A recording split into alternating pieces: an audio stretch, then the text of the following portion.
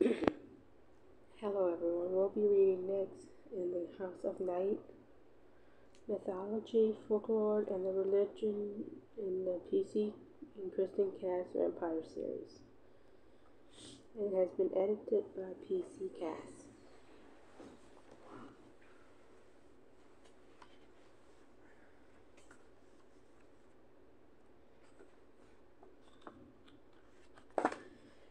Night in the House of Good and Evil, Nyx Portal, and the House of Night series.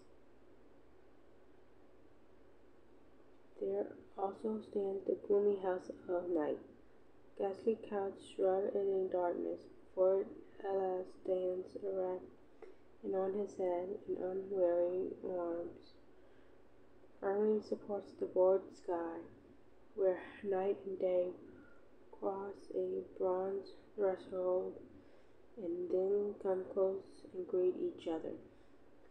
So begins the House of Night series, with a quotation taken from Harold's Theogogy.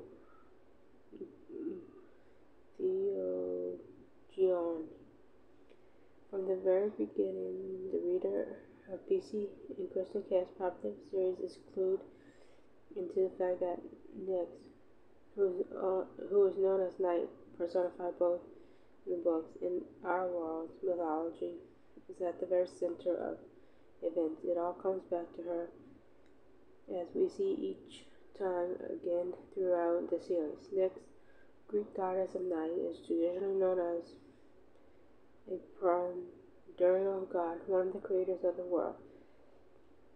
Before there was night, and therefore also day, there was also chaos, and it was chaos who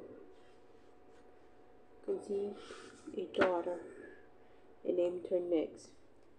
In turn, Nyx gave birth to a daughter, Hemera Day, as we can see from Heather's version of events in the equivalent that opens the entire series. Night and day come close and greet each other as they fulfill their designated roles. When you find the full message from which the exact is taken, however, it becomes clear that the reference is literal rather than just metaphorical. Nyx does indeed share a house or a cave in some versions with Hera, but they cannot spend quality time together. When one comes home through the back door, Druka says in her Second Pity of Spirits, the other leads through the front, as Hugh J. Evelyn Wright translated. And the house never holds them both within, but always one is without, and the house present over the earth, while the other stays at home and waits until the time for her journeying to come. We haven't yet heard anything significant about Hermia or Day in the House of Night series, apart from a slight nod to her in the very first book, right after Zoe is marked. A dorky kid who witnessed the entire event ran off to Mrs. Day's room. I can't help but smile at the pairing of night and day on the same page, although Mrs. Day herself isn't significant. But perhaps Day's absence is appropriate considering how the two goddesses must live each separate lives. As with all mythologies, there are other versions of how Nyx came into being. One of the Orpheus myths, writing ascribed to Orpheus, even says that Nyx, rather than being brought forth as the oldest child of chaos, exists from the very beginning of time. She appeared in the same guise of a giant black-winged bird, hovering eternally in darkness, perhaps as though she wore the night sky itself. I find this image to be remarkable. Evicted of the raven mockers from later books in the series, These great black winged birdmen are creatures of darkness, rather than creatures belonging to the persona of night. A difference we'll be looking at later on. When we first meet the House of Night series next in the opening book, Mark, and where Zoe Redbird, previously Zoe Montgomery, is found at school and marked by a tractor from the House of Night. As is the custom, she is formally greeted and summoned to take her place as a vampire, feuding with other trainee vampires. It is on these opening pages that we are shown how significant Nyx is and will become. Zoe Montgomery, night has chosen thee, thy death will be thy birth. Night calls to thee, hearken to her sweet voice. Your destiny awaits you at the House of Night. When Zoe first encounters the goddess in one of the most powerful scenes in the opening book, Nyx tells her, I have marked you as my own. You will be my first true daughter of night in this age, Zoe Redbird. Daughter of the night, I name you my eyes and ears in the world today. A world where good and evil are struggling to find balance. The reader is immediately made aware that Zoe is special. She has been set apart from something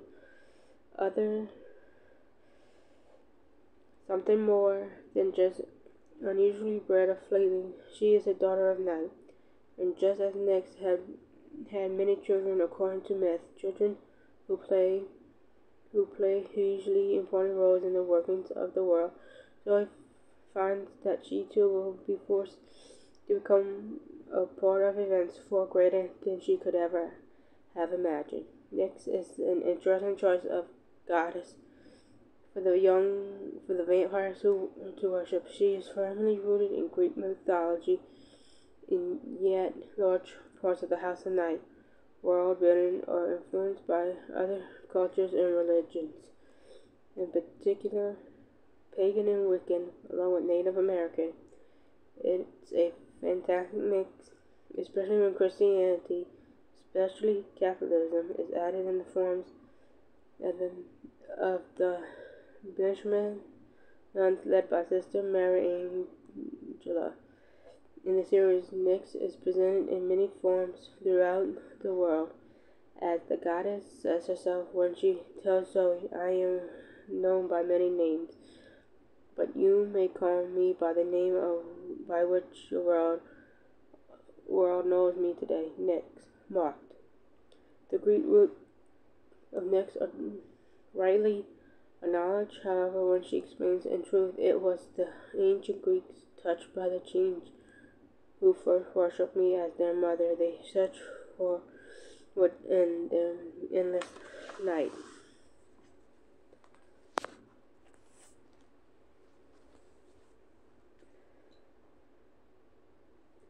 Just as the ancient Greeks worshipped Nyx as a mother, she is often presented as a mother figure in the series. Some ancient sources also refer to her as Mother Night and Kindly Night. There is something profoundly maternal about her during her scenes with Zoe. We see among her early appearances as a beautiful Native American woman who makes Zoe feel loved and cared for, even though perhaps Zoe sees Nyx in this way because she is her way to see her Cherokee grandma who, when she claps and has the very first vision. I think that Nyx is able to change her from according to who she appears to be dealing with, or perhaps more correctly, her appearance changes only in the perception of the mortals blessed enough to lay eyes on her. The goddess is a chameleon of sorts, which seems somehow fitting for the personification of night's swift changing landscape. We are also shown a glimpse of a somewhat less passionate goddess later on during the ancient scenes where we witness alongside Zoe, Nyx deal harshly with Colonna. It is certainly true that all deities can be terrible as they can be kindly in Homer's little. It is revealed that Zeus himself is afraid of angering Nyx, but perhaps it is fair to say that Nyx, whether the night goddess presented in mythology or the version we see in the House of Night books, is in some ways no different from the mothers many of us know and love. There's no rule that says being a mother automatically makes you soft and nurturing or, in more general terms, good. Most people simply do the best they can in a very difficult role. Motherhood is one of the toughest jobs out there. Add in the responsibilities of a goddess, and it's no wonder Nyx doesn't always seem as nice as we might like her to be. Take, for example, her treatment of Aphrodite, which could definitely be interpreted as a form of tough love. It might all have been nice, but it did seem effective, and Aphrodite was better off for it. As one of the great material forces in the world of mythology, Nyx had many children. The children of Nyx, also the name sometimes given to fleelings and vampires at the House of Night, are well documented in a number of common sense. Putting together the information noted by Hesiod, Homer, and others, Nyx seems to have had as many as 20. Not all of them are as inducive as they, however. Love, friendship, and generosity among her offspring, but so are misery, retribution, and deceit. It's a fascinating contrast, and one that is thoroughly explored through the House of Night series. I don't mean literally, as we don't meet these actual children of the mythology Nyx, but certainly through the trials that Zoe and her friends have to face, we see plenty of love and friendship, retribution and deceit. And when Nyx speaks to Zoe of the uncertain morals of the world she is about to enter, I can't help but think of the paradoxical name of the children Nyx has brought forth. Just as one goddess can give birth to both misery and love, so each of the characters carry the same potential polarities within them. Nyx is described by philosophers and poets, i.e. by Aeschylus, as wearing a dark robe covered in stars, a robe that I imagine would have looked much like that beautiful black dress covered in metallic silver stars that Eric Knight gives Zoe for her first ritual as leader of the Dark Daughters and portrayed. In ancient Greek art, Nyx is often described as traveling across the sky in a horse-drawn carriage, which could explain Zoe's and the House of Night's connection to horses. In Greek mythology, the goddess Nyx is quite naturally allied with images of the night sky, especially those focused on the moon and stars. This reflected in the House of Night series is a number of ways. For example, the sapphire blue crescent moon that appears on each vampire prisoner's forehead to show that he or she has been marked and haunted. After battle is won, or at least temporarily, we are left with the following scene. The clouds have completely dissipated, leaving the sky clear to expose a brilliant crescent moon that shone so bright it burned away any lingering confusion and sadness. The energy of the moon, especially the crescent moon, is often used in the House of Night book and provides a powerful visual symbol. Readers are never to forget who is ever present throughout the dark and often deadly events of these books. Speaking of dark events, the concept of darkness in the House of Night series is a complicated one. The word itself can be referred to the darkness or metaphorically kind evil. And as Nick tells Zoe way back in Marvel, darkness does not always equate to evil. Just as light does not always bring good. Sister Mary Angela echoes this idea during the final battle in Haunted when she sensed the very real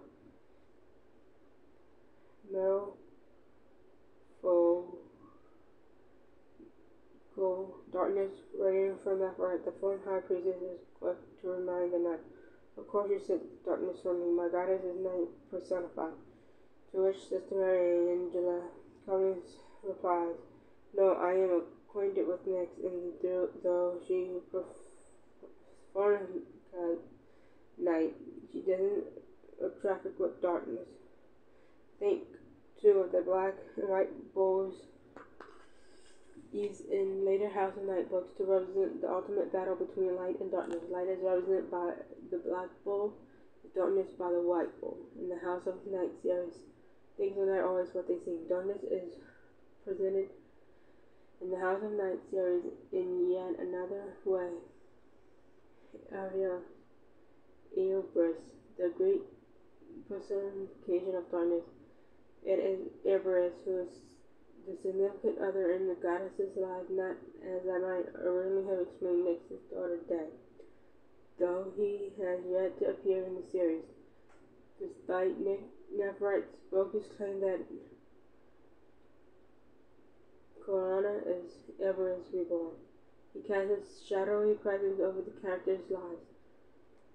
Zoe first learns of Erebus during her introduction class at the House of Night when Nephrit teaches her students that Nyx has a consort, the god Erebus, to whom she is devoted. Those words come back to haunt Zoe in her friends later on when Nephrit tries to convince the vampires that Koala, the fallen immortal, is really Erebus returned to the world. Erebus also makes an indirect appearance in the series throughout a group for the Sons of Erebus, whom we meet in the third book, Chosen. There are fierce vampire warriors sworn to protect the House of Night and all within its walls. They dress entirely in black and deeply devoted to Nyx, and through the character Darius, who later becomes Everett's personal warrior and protector, we learn just how loyal the Sons can be. When he meets Zoe, he says the Sons of Erebus will protect Nyx's school with our last breath. This is spoken as simple fact, but becomes more of a prophecy later on when some of the Sons of Erebus die trying to protect the House of Night from Koana and Nephrit. Much of the mythology surrounding Nyx and Erebus, or Erebus, as he's sometimes known, is sketchy at best.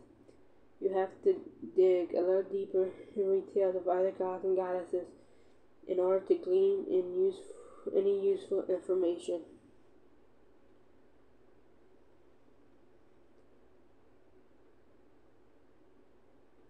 Most of the series recount that Nyx and Erebus were brother and sister, both born of chaos, with Nyx as the older of the two, and yet Erebus was also Nyx's faithful consort, bringing many of her children into the world with her, including, according to her theology, day and light. It seems particularly symbolic that the deities representing day and darkness should bring day and light into the world. This seeming paradox holds the seed of much of the dramatic tension in myths and folklore throughout the world, and this is certainly explored in the House of Night series. Erebus' absence from the series makes him an apparently shadow figure in another way. Some versions of his story say he is a god of shadow rather than simply the god of darkness, leading him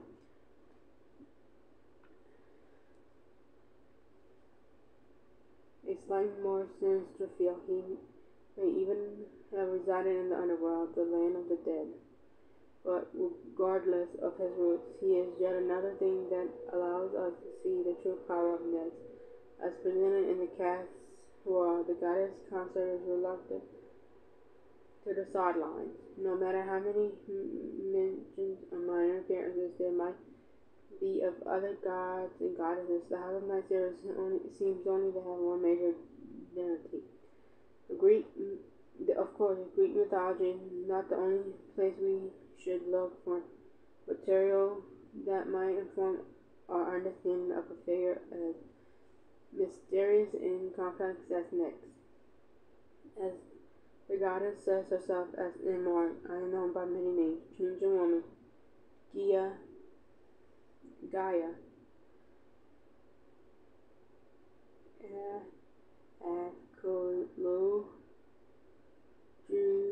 Drusia, Konyan, Grandmother Sputter, and even Dawn. Although many of these goddesses are more accelerated, described as Earth Goddess, Gaia being the most obvious and perhaps most well-known example. There is a genuine link between the nature of such deities and Nyx herself. Changing woman is the Navajo goddess of the changing seasons, and some stories even say she created earth and sky, whereas others say she was the child of earth and sky. She is a benevolent figure and one deeply invested in the hearth and happiness of her people, just as Nyx herself is in the house of night boats. Konyan or Gonyan is a primarily East Asian Buddhist deity, sometimes known as the goddess of mercy and compassion, and called simply Kuon in Japan.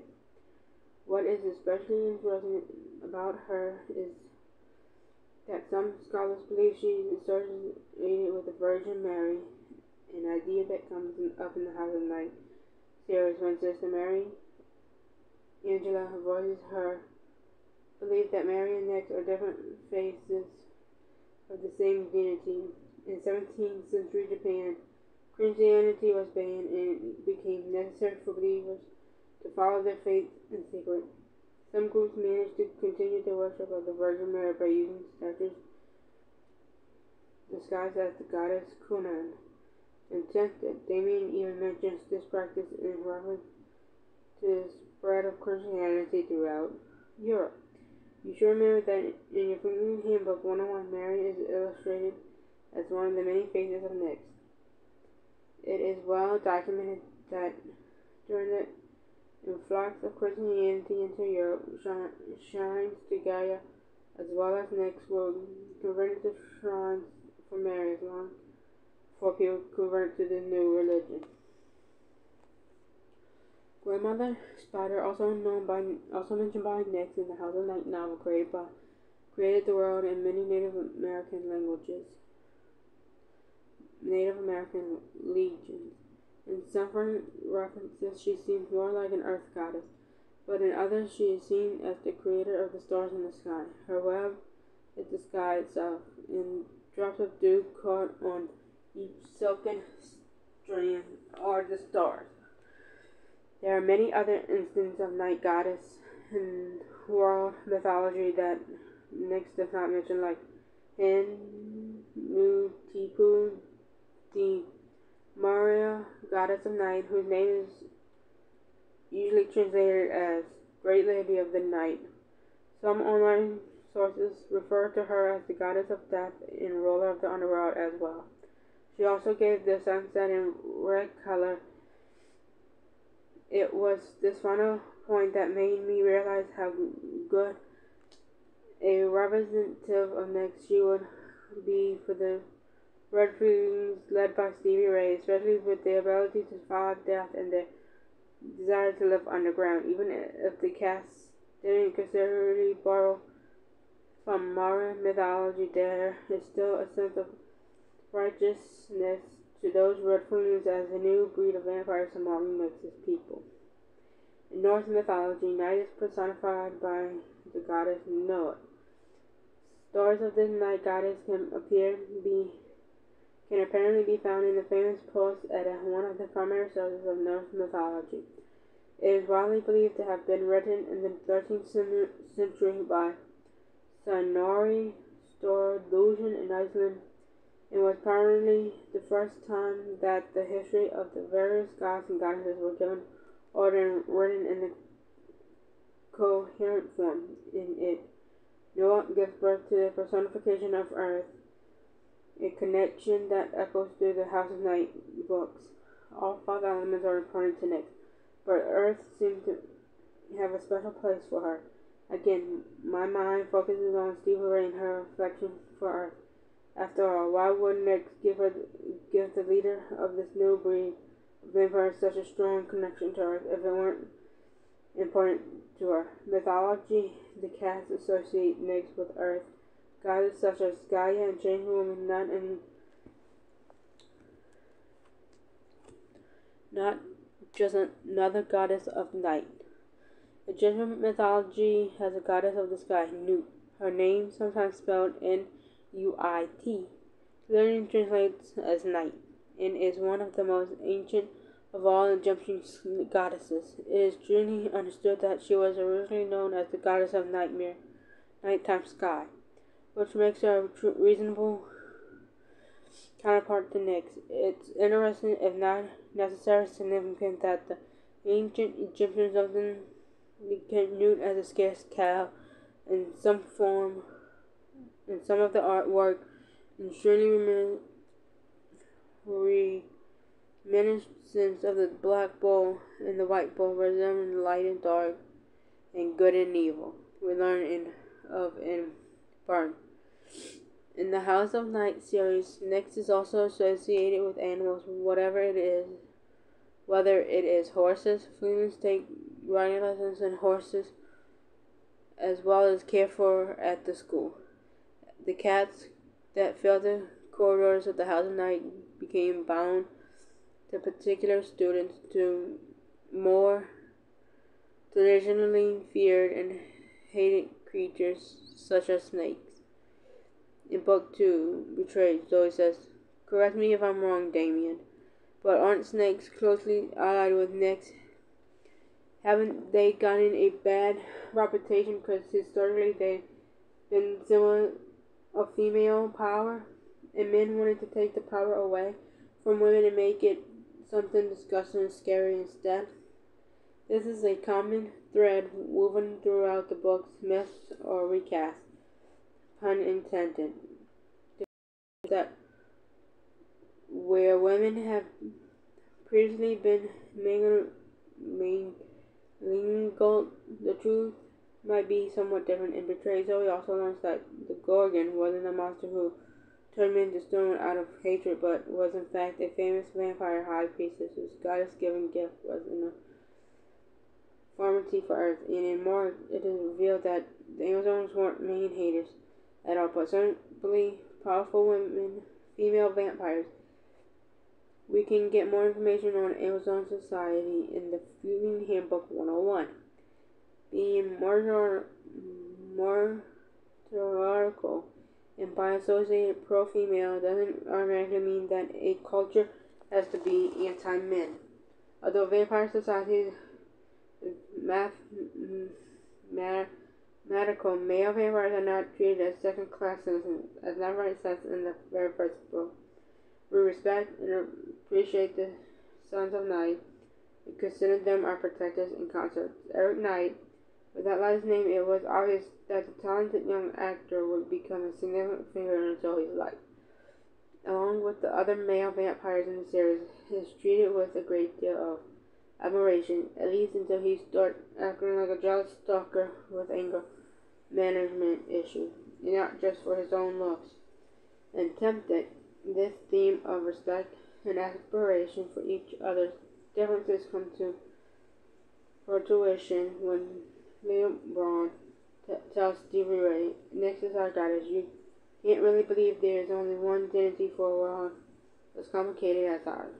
This beautifully sums up one way that the world mythology can comfortably consider there are many different belief systems as there are cultures, and despite that some people might think believing in one doesn't mean you have to disconnect the rest.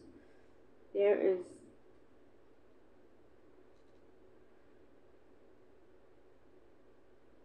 This is particularly well the story in the House of Night during Untamed when I mentioned earlier. Sister Mary Angela tells the child, what I believe is that your next is just another incantation of our Blessed Mother Mary. Which brings us to the most important recasting PC in Christian reform that of next itself. In the mythology and culture there don't seem to be any major cults associated with next, such as the cult of Demeter in Greece or the cult of Iris in Egypt. Nor are there significant stories written down by the classical scholars and philosophers devoted entirely to her. She appears instead in more of a supporting role. There are other tales by standing in the wings or the shadows, pushing her many children to the stage. By choosing Nyx as the vampire goddess, the cats did something entirely smart. They chose a goddess with a receptive, clean slate upon which to build their own mythology. The result is truly rich and fascinating world, and I look forward to seeing where the House of Night incarnation of Nyx takes us.